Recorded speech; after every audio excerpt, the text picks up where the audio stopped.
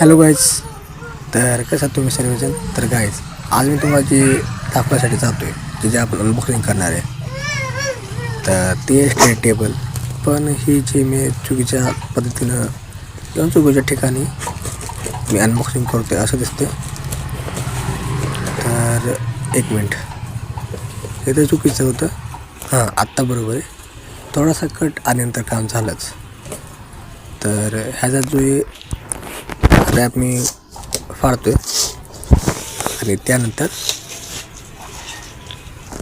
उघडतो आहे. तर हा स्टडी टेबल, हे बघा, हा स्टडी टेबल.